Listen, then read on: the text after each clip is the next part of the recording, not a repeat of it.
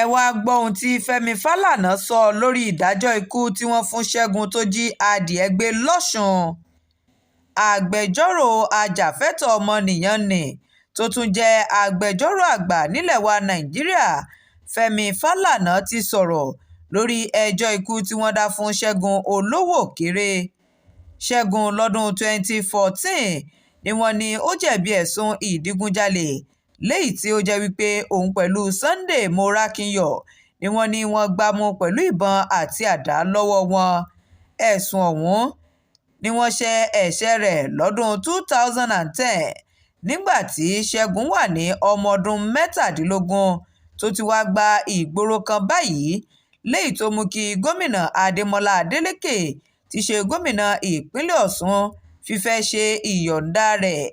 nípa ètò ìbojú-àánú wo ni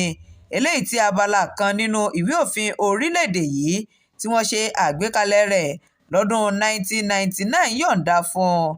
Nígbà tí yóò máa sọ̀rọ̀ lórí ọ̀rọ̀ náà, Fálànà bu ẹnu àtẹ́ lu ìdájọ́ tí wọ́n dá lórí ẹ̀ṣẹ̀ tí ọmọdékùnrin náà ṣẹ̀, tó ní kò tọ̀nà bí wọ́n ṣe gbé e lọ síwájú ilé-ẹjọ́ pẹ̀lú ọjọ́ orí rẹ̀ nígbà tí ó ṣe ẹ̀ṣẹ̀ náà lọ́dún náà lọ́hùn-ún. Ó ní àti ìpẹ̀jọ́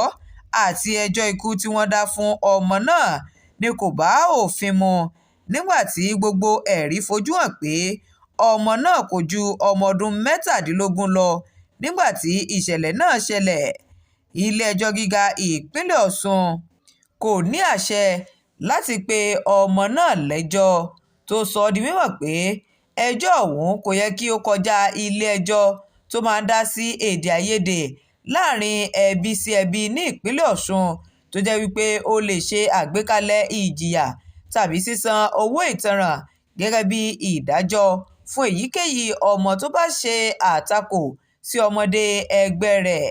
Fálànà ṣe àfikún rẹ̀ pé nígbà tí wọ́n rí ìdí ẹjọ́ náà àti ìdájọ́ ikú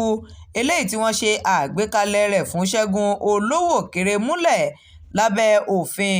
gómìnà Adeleke ti ní kí ọmọ náà máa lọ ní ayọ̀ àtàlàáfíà pẹ̀lú àṣẹ ìbojú-àánú wo ni eléyìí tó ní ìyọ̀ǹda rẹ̀ lábala 14 nínú ìwé òfin orílẹ̀-èdè Nàìjíríà tí wọ́n ṣe àgbékalẹ̀ rẹ̀ lọ́dún 1999. Shakirat Arówólò Nurudeen ló ń jábọ̀ ìròyìn fún iléeṣẹ́ Àtótó Arére Online TV. Ẹ ṣeun.